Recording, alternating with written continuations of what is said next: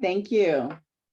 We are privileged to have a fantastic session coming up for you now.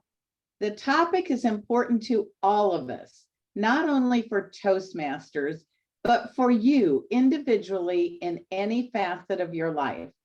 Leadership in Toastmasters is one of volunteers, and that may be a little bit different than for an in-profit.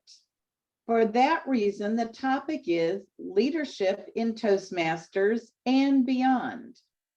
Our leadership speaker today joined Toastmasters in 2006 at the behest of her employer, Progressive Insurance. That started a 17-year journey that included a leadership trek from the club level all the way to district director in 2018 and 19. Since then, she has been exploring the road of competition and contests and pathways. Along the way, Emily has earned 1 pre-branded DTM, 2 legacy DTMs, and 1 pathways DTM. As you can see, she is our leadership guru. Please join me in welcoming distinguished Toastmaster, Emily Drenberg. Thank you, thank you, thank you. Can everybody hear me okay? Yes. Good, good. Having some sound issues with my computer over the last couple of days. So I just want to ask you, and everybody respond in chat, who is watching the Yellowstone series on TV? Anybody watching Yellowstone? Put it in chat. I see only one person is watching Yellowstone. Okay, a couple, some aren't, some are. All right, so if I say train station, does anybody know what that is? Some do. I got a couple of yeses. Oh boy. So Ruth knows what the train station is. I got a question mark for train station. Well, let me just tell you this. The train station is a one-way ride. You don't come back. You end up in a ditch in Wyoming. I just want you to know that I have reached out to Rip. Rip, Casey, and John have the trucks waiting, and they're willing to take a trip to the train station. So anybody in this session that is not engaged, that doesn't pay attention, is going to get a one-way ticket to the train station. I'm just saying. So Teresa started us off on the right foot today by saying we need to be invested and we need to be engaged. And I think probably John Maxwell said it best. He told us that change is inevitable, but growth is optional. And that's really what Toastmasters is all about. It is about growth and whether or not we're willing to take opportunity of the growth that's presented. So let's take a look at this organization and find out why we're here. So let me pose this question to you. Should leadership be any different between a job for which you get paid and a job for which you do not get paid? So feel free to come off of mute and answer that question. Should there be any difference in the way you lead in an organization that pays you versus an organization that does not pay you? What do you think? Any thoughts on that? I would say fundamentally no, but there are some variations because the way you work with folks who are volunteers is a little different than the way you work with folks who are paid to do the job. And I've been in both of those situations. So yeah, I would say fundamentally no difference, but there are some subtle differences in how you deal with the individuals. That is a good distinction, and in terms of how you handle volunteers. So let's push that envelope a little bit more. Do you expect more or less from a volunteer than you would from a paid employee? What do you guys think? Do you expect more or less from a volunteer than you do from a paid employee? To be honest, Yes. in reality, I would expect less from a volunteer because a paid employee is given the incentive of pay and perhaps even benefits to do their very best. And a volunteer, no matter how committed they are, has other incentives in their life that might from time to time take priority. So you can't always expect 100% from a volunteer. I am going to throw a name out there, and I want everybody to think for a minute, and then I'm going to call on Ron Rice next, okay? Mike Storkey. Think about Mike Storkey. Ron, go ahead and say your piece. Do you want my answer about Mike or? No, I want what you were going to say first, and then we'll talk about Mike. I was just going to say, it's when you asked that question in my head, I was rolling it around in my head, and I realized that my expectations of volunteer leaders, as well as the folks I work with or that work for me, is actually the same. Although, and when I say my expectations, if I get, and it's certainly individually related. When I work with you, obviously, if I gave you a task, I didn't feel as obligated to check back in and check to see if you were hitting your milestones. In my head, I was already, yeah, Gloria's got this, let's move on to the next person. So I think as leaders, our expectations of the people is also managed by our understanding of their motivations. And segueing back to what Dick had said, the reality is the leadership principles shouldn't change, but how we empower and motivate our subordinates certainly does. Okay.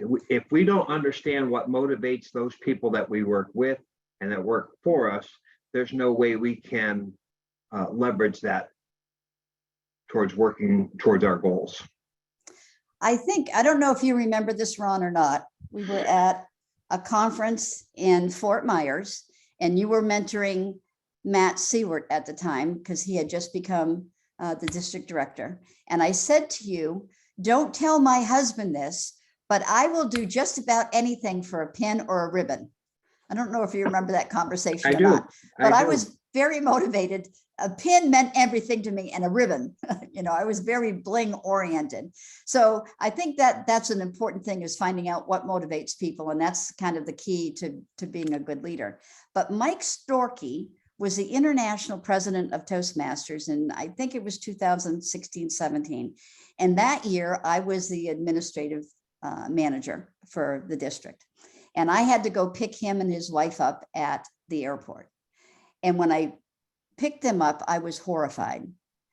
His wife had slipped on water at the airport in Australia. Somebody had washed the floor and they left a puddle of water. She didn't see it. And she took a header and she face planted.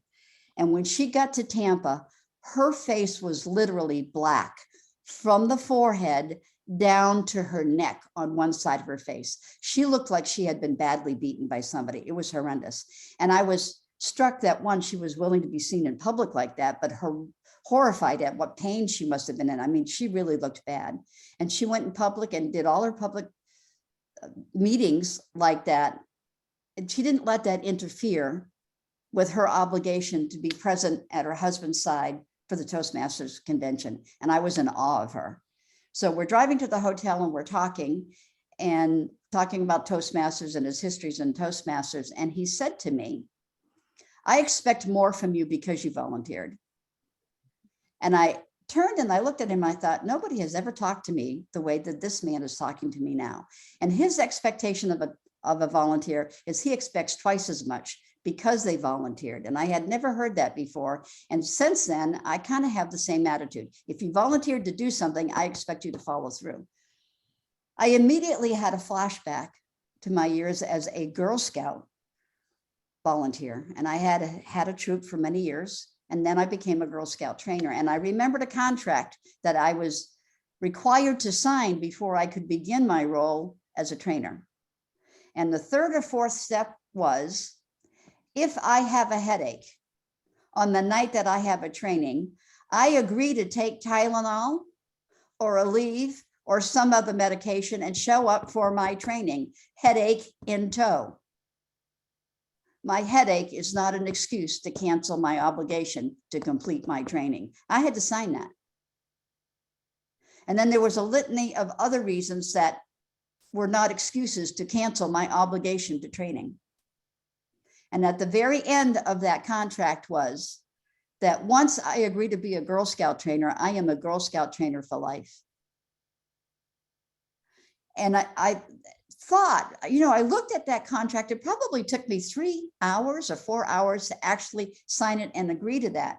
And so then we get to the induction ceremony, and we have to light candles, and it was a whole big rigmarole. And it closed with, for the rest of your life, whenever this girl meets you, you will forever be her Girl Scout leader. Fast forward about 12 years later, I'm at the fair with my husband, and I hear across the room, Miss Emily, Miss Emily, Miss Emily. I said, well, nobody calls me Miss Emily but a Girl Scout. This grown woman with her husband and little girl in tow comes up, and she said, I don't know if you remember me, but I was a Brownie in your troop. We went on that camping trip to Walt Disney. Remember when you hit the turtle in the road on I-4? And I went, yeah, I remember that. And she turns to her husband and she said, this is the lady that killed the turtle on I-4. Oh my God. She was in my troop for 6 years, and what she remembers is the killing of the turtle on I-4. We're coming back from a camping trip, wall-to-wall traffic. There was nowhere to go. The car in front of me hit the turtle. The turtle flew over the car, hit the grill on my car. I'm driving a 14-passenger van. We get to St. Patrick's Church. The turtle is impaled on the front of the van. We're shuttling the girls to the back of the van. We don't want them to see the turtle guts in the van. And all this girl remembers is the turtle on I-4. The moral of the story is, we don't know what memories people are going to take away from their time with us in Toastmasters and Girl Scouts and whatever encounters they have with us. It's our obligation to make those memories good memories. As leaders, we have to be fully engaged in everything we do, and we have to be present in everything we do. Do we expect more from our volunteers? I think the answer to that is yes. So is there a difference between leadership in paid organizations and leadership in volunteer organizations? I don't think there is. I think a leader is a leader. What do you guys think?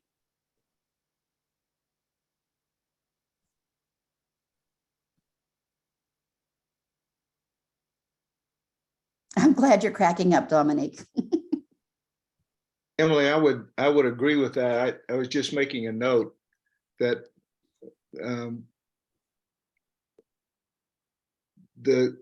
if there is a difference, it's in how you recruit volunteers into leadership positions.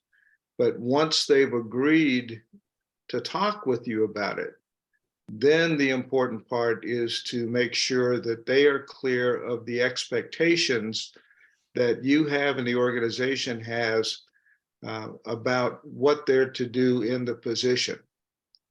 And I'm if glad they you went. agree- I'm glad if you they went there, agree- Dick. So let me Go ask ahead. you, Dick, can you Yeah. say no? Can you say no to a volunteer?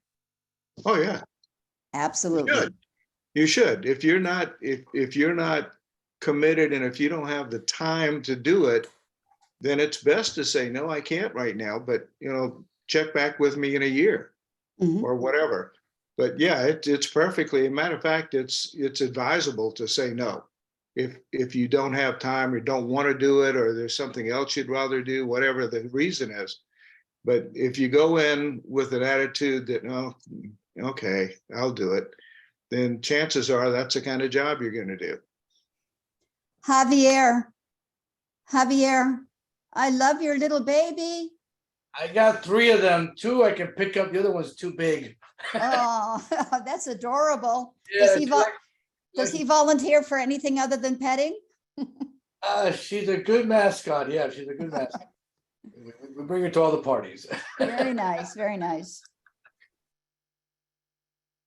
Congratulations on being a Brownie and Girl Scout leader, Suzanne. So what did you learn from leadership in that organization that you can employ in Toastmasters? Oh my gosh. Well, I worked with women, and so it wasn't like as much of a mixed group and as large of a group, but it takes a lot of patience, really good communication, teamwork. Those are just some of the few things that, and you have to be flexible too. We started off, and I won't tell you everything, but we started off with like a core group of 4 leaders when we formed our Brownie troop, when our daughters were in 1st grade. And then, you know, life changes. And by the time we got to maybe about 4th grade, one of the leaders said, you know, I can't do this. My daughter's getting involved in ballet. And so we ended up just doing like the 3 of us. And you think, oh, that's plenty for our troop. But we had like 35 girls. And you think, oh, how can you not manage that? But everybody had a role. And we just had to really, we depended on the parents too, because I mean, these girls weren't driving. They were like all over the place. It really took like a village, not just 1 or 2 people to lead the group. We've all been in leadership situation where things don't go well, right? What do you do in situations where things don't go well and some people's response is, I'm going to quit? How do we handle that as a leader? That's it. I'm just going to quit. I'm walking away. We just let them leave.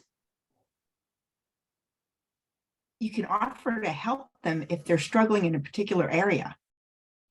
Exactly. Also remind them of their why. And see if there's a compromise. It's the obstacles that help you grow.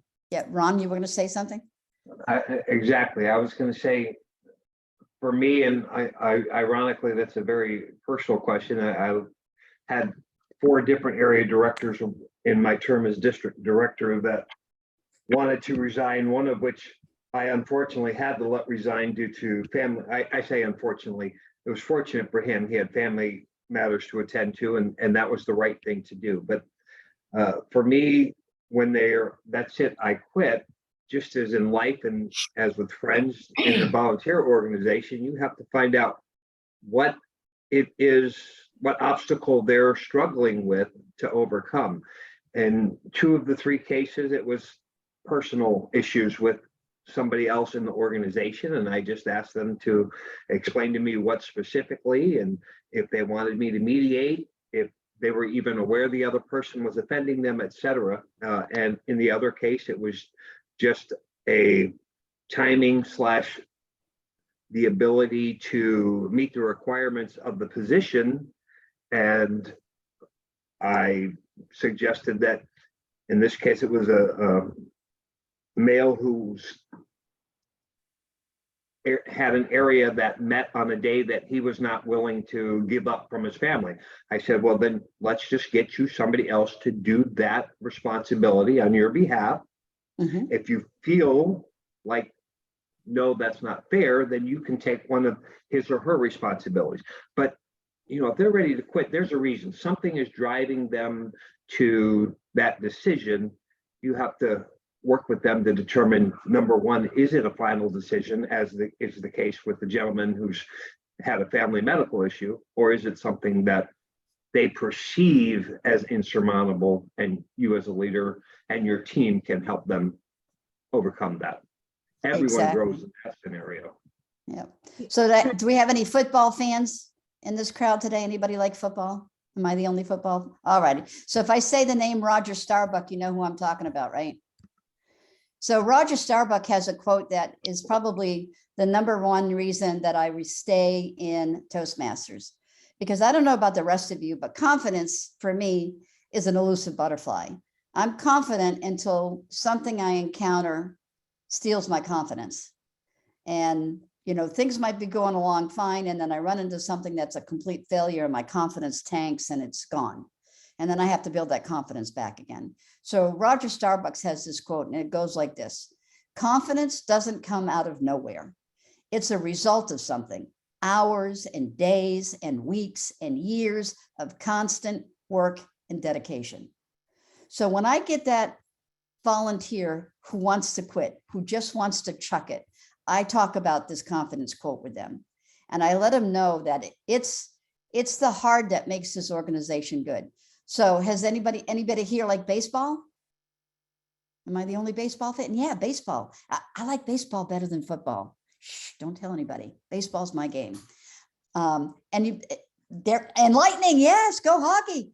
But I like hockey's too fast. I can never find the puck. I'm always looking over here. The puck is over there already. It's too fast for me. I'm too slow for hockey. But anyway, baseball, A League of Their Own. Great Tom Hanks movie, by the way.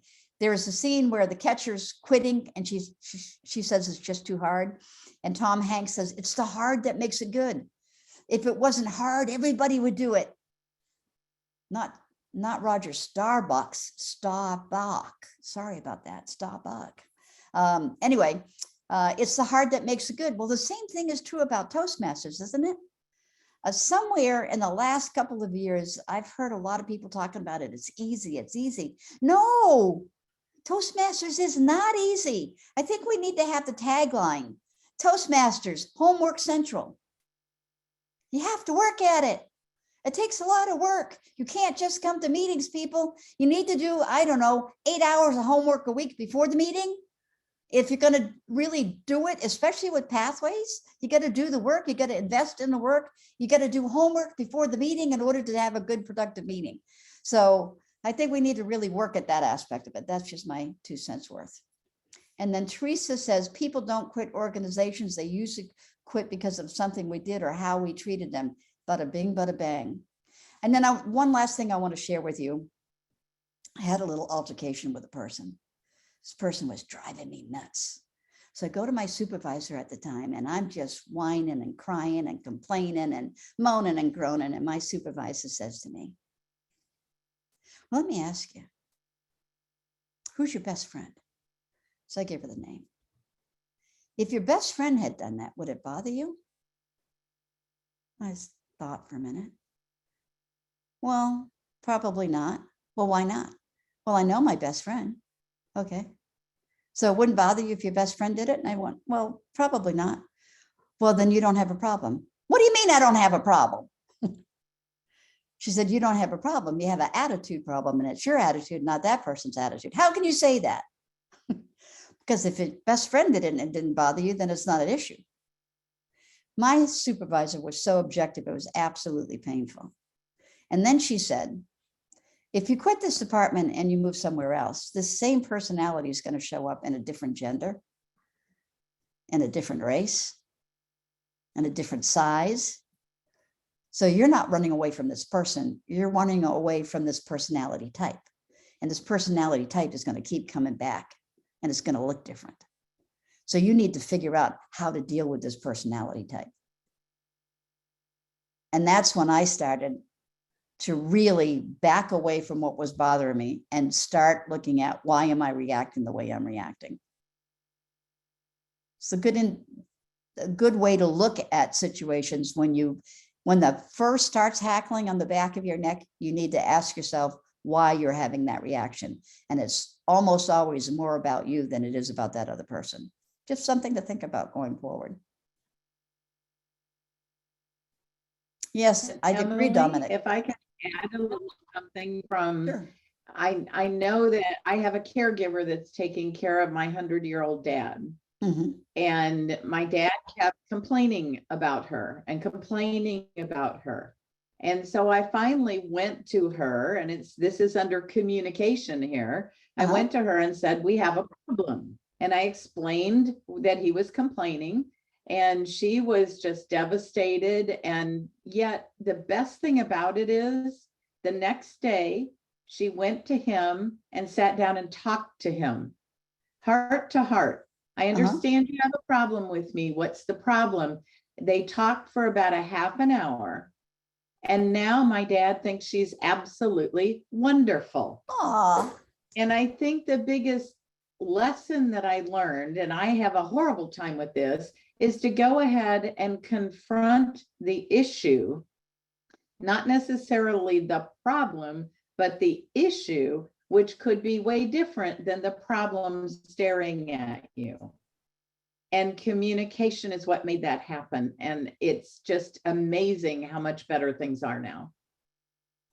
I think the biggest strength of Pathways is the fact that it took leadership and it took communication and it interwove the two together. That's the strength of Pathways for me. And I think sometimes we look at leadership and we forget how critical that communication part is for leadership. So when I look at this whole leadership topic, I think about the importance of including that communication aspect to it. So leadership can't exist without adequate communication. It's as simple as that. So is leadership different in the nonprofit world? There are some aspects that are different. How you talk to the volunteer. I think Dick nailed it on the head when he talked about knowing what motivates that volunteer and being able to key into that source of motivation. But I think Mike Storkey, when he was the leader of Toastmasters in 2016, 2017, nailed it on the head when he said we need to expect more from our volunteers simply because they did volunteer. They said they had a passion for this organization, and we need to expect them to measure up and fulfill what they said they were going to do. What are your thoughts on that? Is it fair to expect more from the volunteer? What do you guys think? If you tell me you're going to do something, should I No. call you on it if you fail to do it? No, you shouldn't expect more from a volunteer in general, because you're not paying the volunteer, so you have to be aware that the payment is important, their time as well, because they're probably sacrificing some time from other activities. So what should I expect from the volunteers, Stefan? Well, that's up to it's going to depend on the situation, of course, but if you were to have some example, since I'm an area director, I like to get volunteers for these contests. So you try to give them an incentive for volunteering, such as we're going to have, you're going to meet new people, you're going to meet people from other Toastmasters clubs, you might connect with some of these new people, and you can learn some new skills, you can grow your network, and you can also hang out with us at Glory Days. But I like to hear other lines too from other Toastmasters.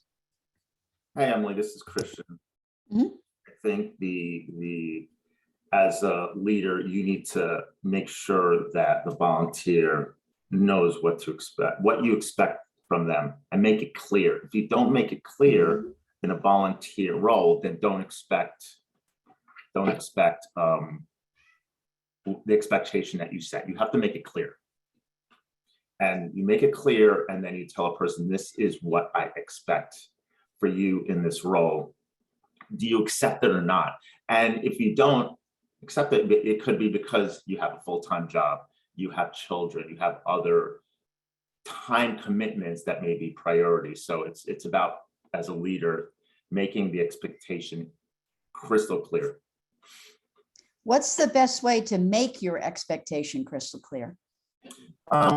Communication certainly may be a list of what, for example, an officer role, a president, a area director, whatever the role is, write down a list of what is expected and then communicate it and get confirmation from the individual that they understand. So, Dick? Yeah, I think it goes, you have to go before that. When you start, I did about 35 years of recruiting volunteer leaders when I worked with Red Cross. And one of the things that I learned is when you start to recruit a volunteer to be in a leadership position, you have to do two things. You have to explain to them what the position is, what your expectations are. But at the same time, you have to ask them, if you accept this, what are your limitations that I need to be aware of? Do you have time concerns? Do you have family concerns? What are they? How much time can you give me to do this job? Because if you know that, then you can support that volunteer a little bit better, and maybe even recruit another volunteer to help out and make them co-leaders or something.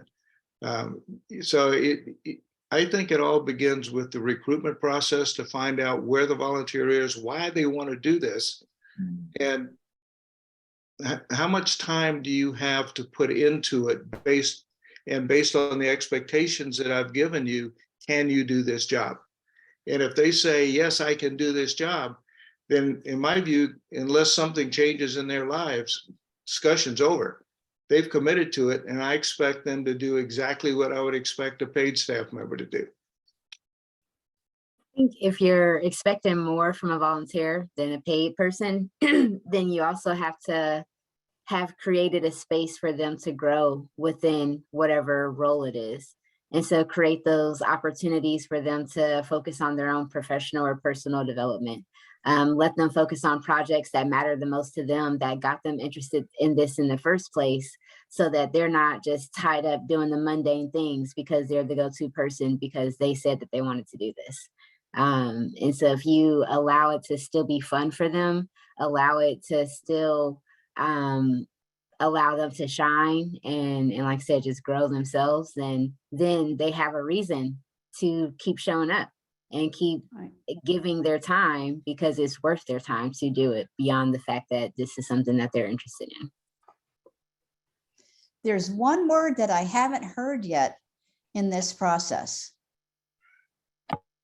That's an important part of Toastmasters. What do you suppose that word is? Fun. Well, fun is part of it. Thank you. Thank you. Thank you is a huge part of the process. Acknowledgement and thank you. Just a simple thank you for the efforts that they've done, what the amount of work that they put in. And then there's one other word. I'm going to give you a hint. It begins with the letter. Can I do it? Does that look like a, no, that's backwards. Letter. No, that's backwards. I can't, the letter E. Education? No, Excellence. second letter. Evaluation. Evaluation. How about evaluating after the project is done?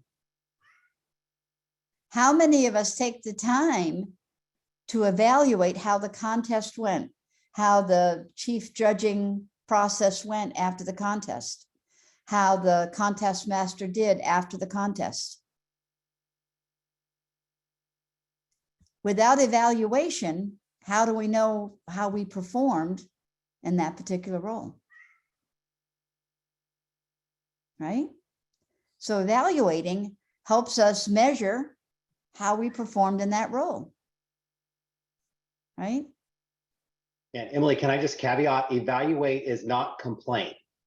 Because everybody's so easy to complain. Amen. Yes. They didn't like, but the evaluation is a very different process. Exactly. So you evaluate for lessons learned. And Nick has their feedback, not evaluation. Nick, talk to us about that. What do you mean by feedback, not evaluation?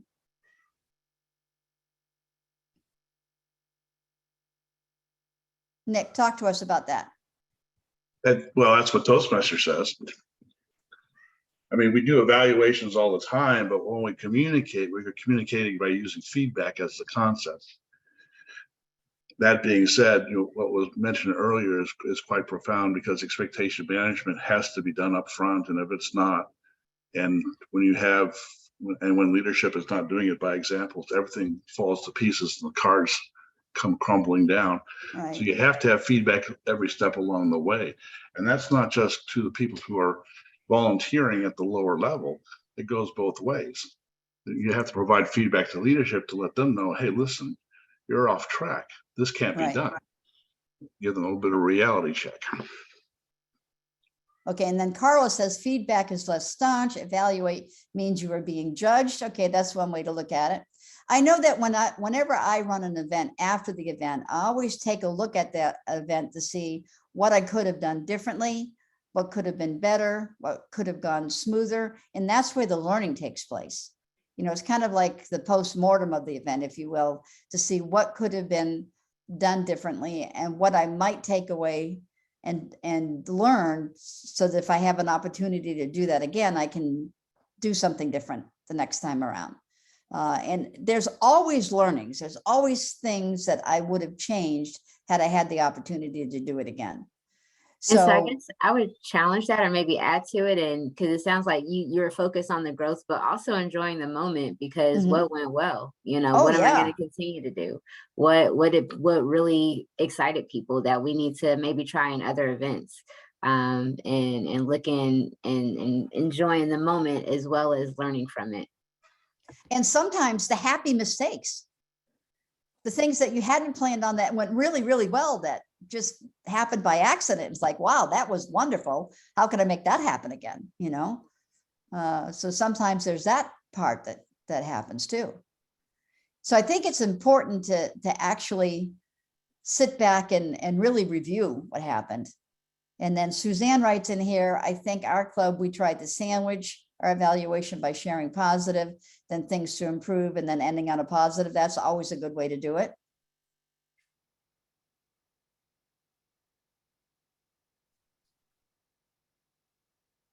So the whole point is to focus on growth, right? To get better. Emily, Sean had a comment. Go ahead, Sean. Yeah, well, I think it's interesting as I'm listening to all this. You know, we have our club meetings, and at the end of our club meetings, the general evaluator is able to give his or her comments about how the meeting went. Mhm. But it's interesting that it's usually just that one person. And there isn't a question asked to the organization, how did we do? What could we have done better?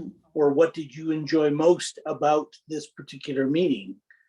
And I think that's maybe something that's missing from a regular club meeting, whether it's a deck meeting or a TLI or a contest or whatever, that we just ask people, so do you have anything you want to add to the consideration for improvement?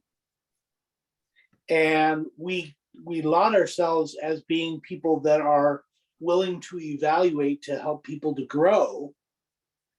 And yet, do we actually ask everybody, do you have anything to add?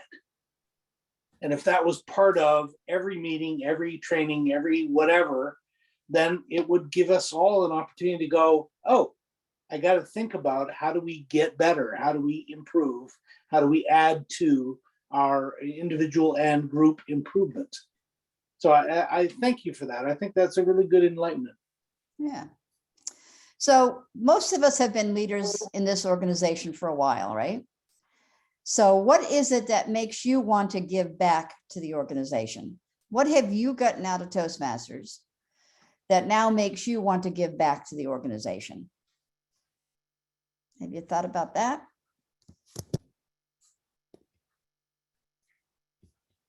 I think you hit on it in the beginning when you talked about confidence. You know, it really makes such a big difference. And when you leave Toastmasters for any length of time or take a break from your responsibilities, you can tell that it really has an impact on your confidence. And I'm just going to share a really silly little story with you. I was a trainer for Progressive for like 18 years. And I got sent out to our Austin call center to do this god-awful boring training for soft skills. It was just horrendous. And I had to do it for like 3 weeks, and they were grossly behind in it. And so they sent me out there to do this training. So halfway through the second week, the training manager comes in and she sits through my training. And at the end of the training, she comes up and she says, so, all right, so how are you doing this? And I said, well, Tina, I don't understand what you're asking me. What do you mean, how am I doing it? She said, I want to know how you're doing this training in 8 hours. And well, Tina, it's an 8-hour training. I don't understand your question. She said, no. Nobody in my organization can do this in less than 12 hours. How are you doing this in 8 hours? I said, well, again, Tina, it's an 8-hour training. No, you're not listening, Emily. How are you doing in 8 hours? Well, oh, well, that's easy. Toastmasters. And she, what are you talking about, Toastmasters? I said, well, you have to understand, Tina, that my first 2 years in Toastmasters, I went overtime on everything. And I didn't just go overtime. I'm talking 2, 3, 4 minutes overtime. They were beating the drum to get me off the stage. After about 3 years, oh, there goes my Pomeranian, sorry. After about 3 years, I finally became the master of the minute. I can nail a minute. So the unrealized benefit for me in Toastmasters was I mastered time.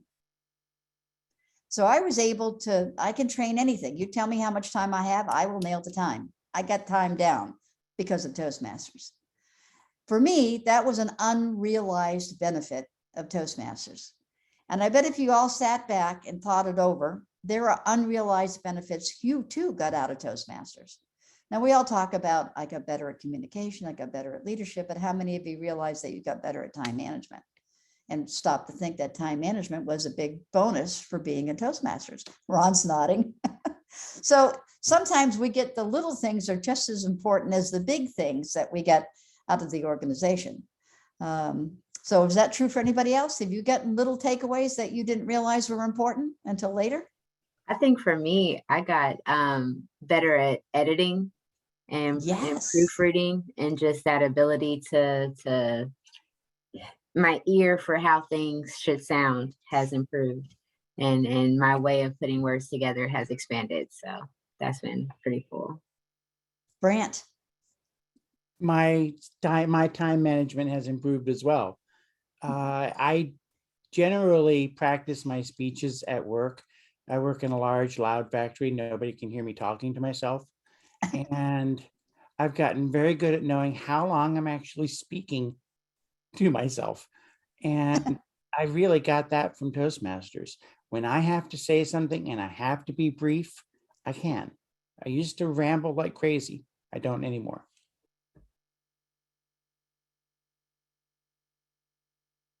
Oh, I like that, Jim Ellis. I get my kicks from seeing others succeed because of what I have done to help them. Fantastic. I think probably that's the greatest sort of source of joy, is watching others succeed after you've worked with them. That's just wonderful. Thank you for sharing that, Jim. Yes, Stephanie, the confidence is a huge thing, but I'm also going to say confidence is an elusive butterfly. It comes and goes. So I think, Roger Staubach nailed it. It's something you have to work at every day, constantly, because it's the elusive butterfly. It comes and goes with experience. So let's talk about pathways. What opportunities have you found in pathways that helps you stay on this journey? What motivates you in pathways? Well, I think Pathways is really rich compared to our previous program. And, I learn, even though I've 2 times DTM, I learn every time I go into a module something that I didn't know already. I just think it makes us a little bit better than the program before has a little bit more accountability. So I like the new program. It's exciting. I love the accountability aspect of it. And although there's repetition in certain things, it gets deeper with each repetition. Go ahead, Sean. Well, for me, and of course, I've been involved with Pathways since it was introduced into the district. But I think for me, it's the opportunity to craft a more individualized program. So it's just not a 10 speeches CC and then advanced 5 speeches for a different area, whatever. You can kind of choose what it is that you want to work on. And for me, it's what comes up in life. We're dealing with certain things in our lives at a certain time, and you say, hey, there's a speech out there that I could do that fits with the thing I'm working on. And so I don't care if it's level 5, level 3, level 1, whatever. I'm just going to make it part of my life, and it helps to get me to look at what I'm doing, get me to think about it differently, and gives me an opportunity to improve as a speaker, as a listener, as a Toastmaster, because it's part of my life as opposed to me kind of imposing my life on Toastmasters. So to me, it's a flexible program. I like it. Excellent. And thank you, Engel, for sharing your remark about my listening skills have improved tremendously. I'm going to agree with you on that. I think Pathways has really helped me improve my listening skills too. Emily, Jesus Martinez has his hand up. Go ahead, Jesus. Thank you. Good morning. Happy New Year, fellow Toastmasters, distinguished guests. It is an honor and a pleasure to be here with all of you this morning.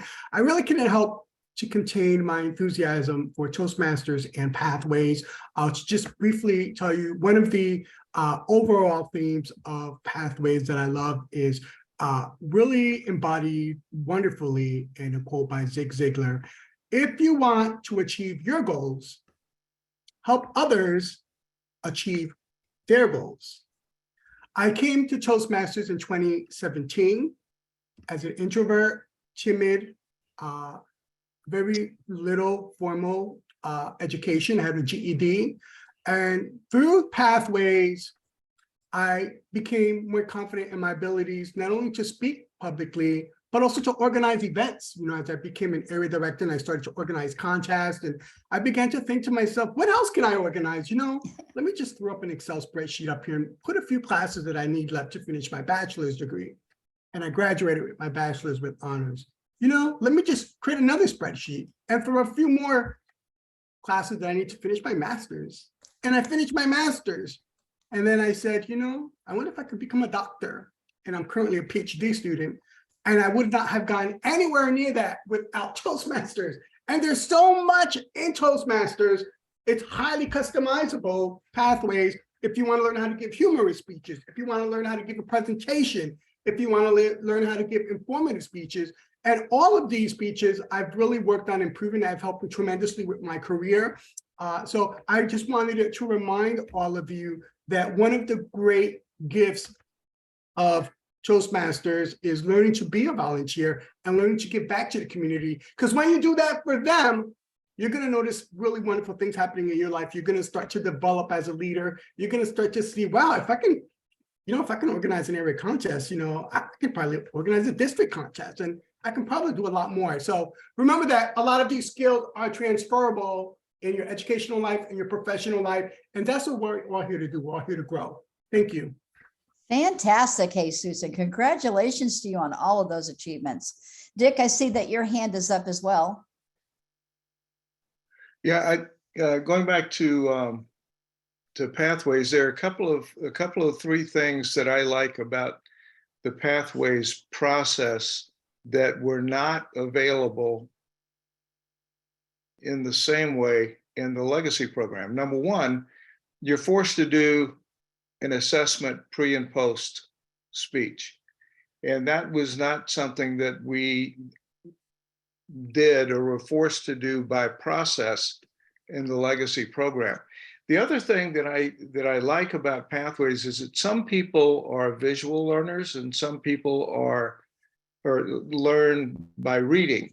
Pathways offers both of those because they've got the videos embedded that help to explain in a verbal way what you could read and what you can read just as reinforcement. So I think that Pathways does a better job of helping people learn at their own pace, in their individual needs, especially with regard to the introspection of what do I know now? And if you're honest about it, what do you know now about whatever it is you're doing?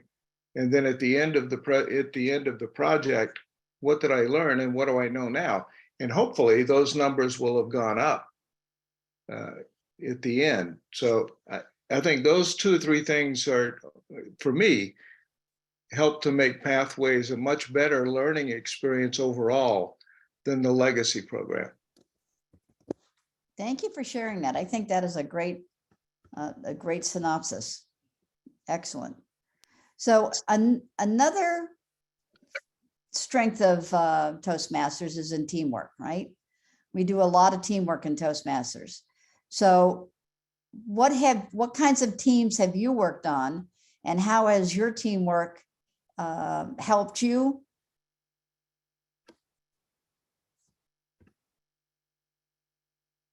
What kinds of things have you done in terms of teamwork in Toastmasters?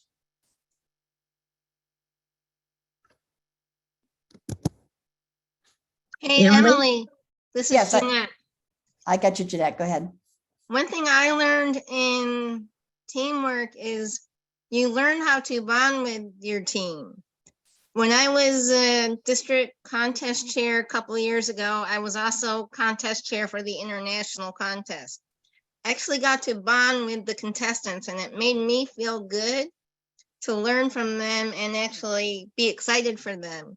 And that's what really brought our team together, and we all worked well together.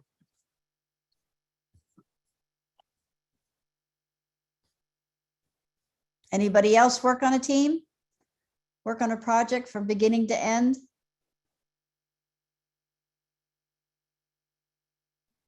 Emily? Yep.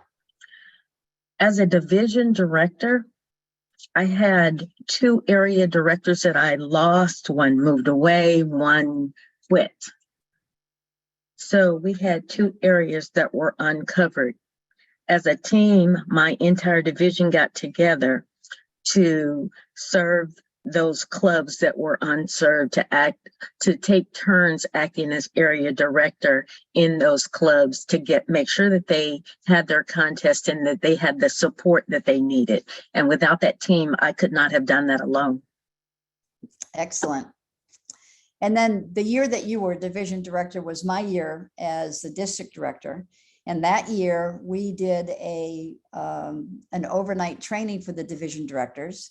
And we stayed at a hotel together, and we brought all the division directors together, and you all got to spend the night together. We did a training, went out to dinner, and you all got to meet one another, network together. You shared hotel rooms together. And I think that started the year off on a common ground where you really built relationships and were able to support one another throughout the year. We had a very, very strong relationship for the rest of the year. So teamwork is crucial to the foundation of Toastmasters. And when you have that solid teamwork, then you have people you can lean on and reach out to support you throughout those rough times, like with what happened to you, Teresa, when part of your team goes away for whatever reason. That does happen throughout the year. So working on a team can be a lot of fun, and it can also be challenging when life events get in the way, right? So our team's always big. Does it have to be a big project, or can it be small? Is a club contest a team? Absolutely. You need a contest chair, you need a chief judge, you need all of that still. It's just on a smaller scale. So teams can be small, teams can be big, right? A team is a team, right? Oh, there's another pupper I see. Javier, that's a different puppy. Which one is that? His name is Buddy, the one-eyed bandit.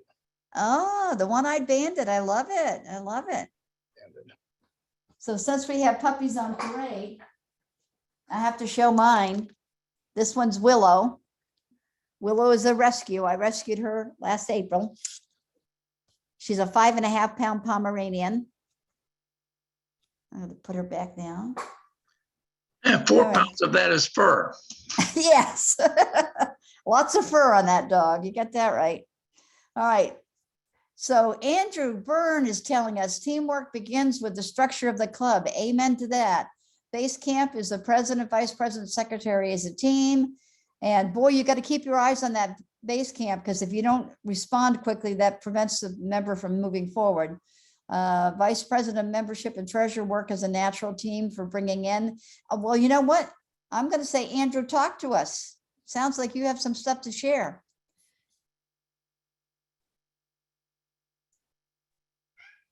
Can you hear me? Yes, we can hear you. Go ahead. All right. teamwork and team building is one of the key elements for the Toastmasters philosophy and structure. And there are many teams, as you look at the 7 or 8 members to your executive committee, that focus on team building. Everything in Toastmasters starts at the club level and builds on that as you move through the CAD, which is the club, area, division, and district. Therefore, you learn all the skills that you need to function at much higher levels at the club level, knowing that the skills that you build at the club can then go on and be used at the area, the division, and the district. Very good, thank you. So I'm going to say teamwork is pretty much at the core of Toastmasters, right? It's all about learning to work together as a team. And there's a lot of skills that we pick up in the process of doing that. And Suzanne, I understand that Archie isn't as excited about Toastmasters as you are. That's okay, we'll let him sleep. He's okay with that. And thank you for sharing your thoughts on Pomeranians too, Stephen. This is our 4th Pomeranian. I will tell you, I'll share this little story with you. My husband and I were always big dog people. We had Rottweilers and Shepherds and big dogs. And my daughter comes home, this is probably around 2002, with a Pomeranian. And he said, "What is that? It looks like a mop on legs." And he was kind of disgusted with this little Pomeranian that she had. And so my daughter and I go off shopping and we come home and I shut the front door and all we hear is shh, shh. And we look around the corner and my husband's laid out in the recliner and on his chest is the mop. She's got her legs wrapped around his neck. Her snout is under his chin and he whispers, "She's sleeping." He instantly became a small dog man, instantly. So about 2 months later, my daughter comes over and says, "I can't afford the pet deposit at the apartment complex. Can I leave Kaya here for a few months until I save up the money?" And my husband said, "Yeah." So about 3 months later, she comes over to dinner with her boyfriend. My husband gets up from the dinner table. He comes back in with a piece of paper and he gives it to my daughter and he said, "Here, sign this. I'm adopting Kaya." So we had Kaya for about 14 years until she passed away. Now, we'd had a lot of dogs in the time, 33 years that we were together. My husband cried like a baby the day that Kaya died. He was just devastated. And we immediately replaced her with Coco. And then we had Dulce, and now we have little Willow here. But yeah, he instantly became a small dog man the day we met Kaya the Pomeranian. And somebody said that was a big Pomeranian. Actually, she's the smallest Pomeranian we've had. She's 5.5 pounds, and the others were all around 10 pounds. So she's a pretty small little girl. All right, enough about Pomeranians. We're here about Toastmasters. All right, so teamwork is about collaboration. Wonderful things can be achieved. Absolutely, Jose, you got that right. I mean, Jesus, sorry about that. And Jim, I think you make a cogent point. You have to be careful not to overload any one team member. So that's an interesting point. So as a leader, how do you balance that when you're working with volunteers to make sure that you're not overloading one person? How do you balance that tightrope walk to make sure that you're not always depending on the same volunteer over and over and over again? Communication with the team members is Say it again. important. Communication with the team members is important, because if you're not tuned in to where they are and what's going on with them that may restrict, I mean, you don't want to get into the weeds with their personal lives, but necessarily, but it's important to understand where they're coming from, so that you can make sure that you're not overloading them. Right. The other is to make sure that you establish an open framework of communication within your executive committee or whatever the team is, so that folks, if they're feeling overloaded, feel comfortable saying, I can't do that. Can somebody help me? I think also, Go ahead, yeah, Teresa. sorry. I think also making sure, it's Dominique. Okay, sorry.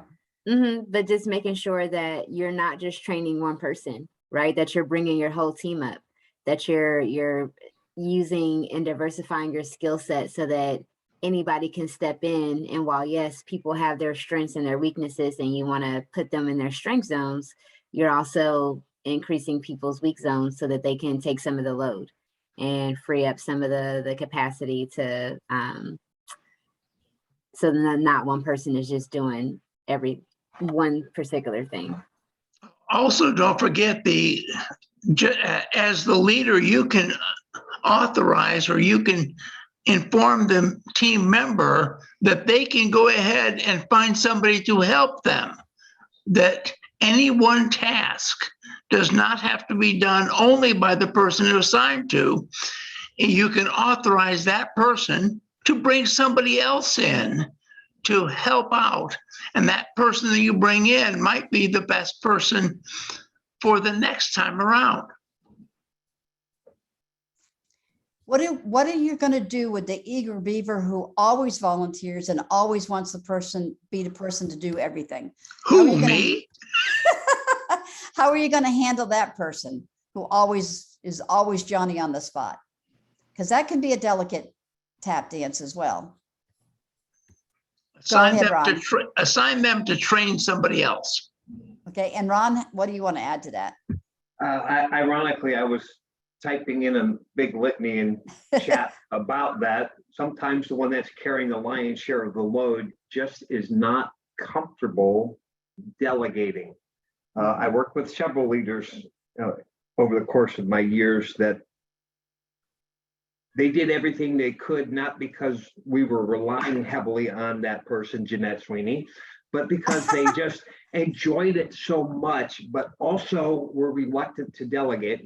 And as Jeanette indicated earlier in the meeting, she grew as a person as she realized that communicating and collaborating with her team as well as the contestants gave her growth and gave them growth. So I think oftentimes, if you see somebody in that role, if you have one of those officers in your club, let them know, give them that pat on the back, but let them know you don't have to do it all. And perhaps, as Jim mentioned, it's just somebody that needs a little bit of coaching or guidance and has to realize that they can let go some of that. Excellent. It's a hard lesson to learn for a lot of people.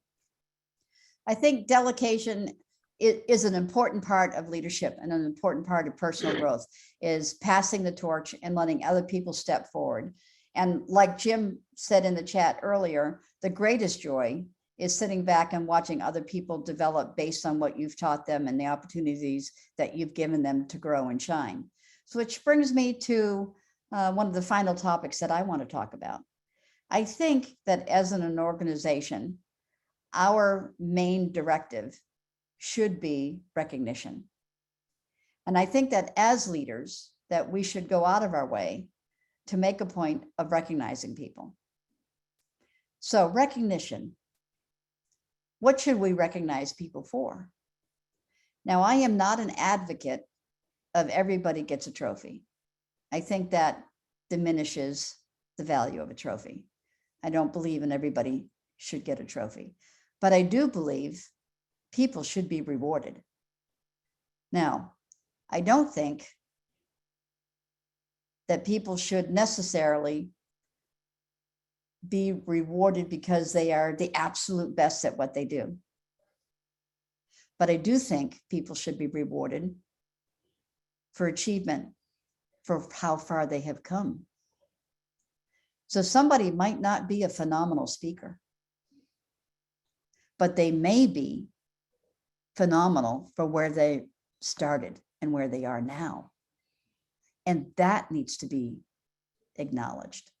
So what are your thoughts on acknowledging people? And before we get into that, I will share with you that I have been accused of giving awards that were not deserved because other people looked at that person and felt like, well, they haven't achieved that much. Well, maybe in your mind, they didn't achieve that much, but I knew where they started and I know where they are now.